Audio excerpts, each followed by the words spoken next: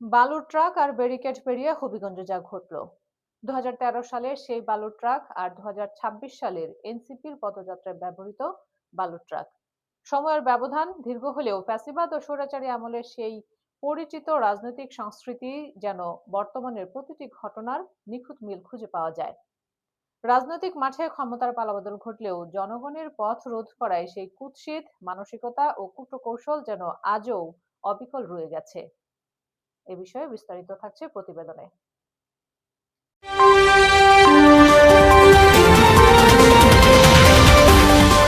আজকের এনসিপির হবিগঞ্জমুখী পদযাত্রাকে কেন্দ্র করে যেভাবে ট্রাক ফেলে রাস্তা আটকে দেওয়ার অভিনব ফন্দি আঁটা হয়েছিল, ঠিক একই কৌশল অতীতে তৎকালীন খালেদা জিয়ার বাসভবনের সামনে প্রয়োগ করেছিল শেখ হাসিনা সরকার। তবে ইতিহাসের পুনরাবৃত্তির চাকাটা আজ কিছুটা হলেও ঘুরেছে।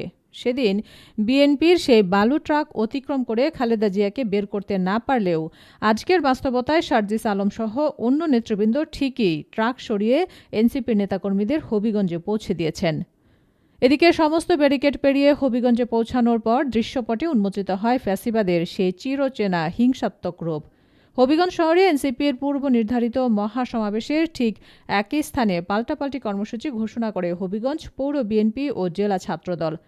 রাজনৈতিক বিশ্লেষকদের মতে একই স্থানে মুখোমুখি কর্মসূচি দিয়ে মাঠ গরম ও বিশৃঙ্খলা তৈরি করা সেই পুরনো আওয়ামী প্র্যাকটিস, যা অতীতেও গণতন্ত্রের টুটি চেপে ধরতে হরহামেশায় ব্যবহার করা হতো। যদিও নামমাত্র প্রশাসনের পক্ষ থেকে তখন ১৪৪ ধারা জারির পুরনো বুলি আওড়ানো হতো। তথ্য বলছে, এনসিপির পূর্ব ঘোষিত জুলাই পদযাত্রার অংশ হিসেবে হবিগঞ্জ থেকে সুনামগঞ্জ অভিমুখে যাত্রাকালে গতকাল দলটির গাড়িবহরে বর্বরচিত হামলা চালানো হয়। ওই অতর্কিত হামলায় সার্জিস আলম সহ বেশ কয়েকজন রাজনৈতিক নেতাকর্মী মারাত্মকভাবে আহত হন এবং একাধিক গাড়ি ভাঙচুরের শিকার হয়। এই কাপুরুষোচিত হামলার প্রতিবাদে আজ কেন্দ্রীয় কর্মসূচির অংশ হিসেবে হবিগঞ্জ জেলা সদর অভিমুখে পদযাত্রা ও সমাবেশের ডাক দিলে পদে পদে নজিরবিহীন প্রতিবন্ধকতা সৃষ্টি করা হয়। সংবাদ মাধ্যমের জোরালো প্রতিবেদন অনুযায়ী পুলিশি ব্যারিকেড, বালুর ট্রাক, এমনকি সাজানো লাশের অ্যাম্বুলেন্স সহ প্রায় ৬টি ভিন্ন স্তরে এনসিপির অগ্রযাত্রা রোধ করার মরিয়া চেষ্টা চালানো হয়।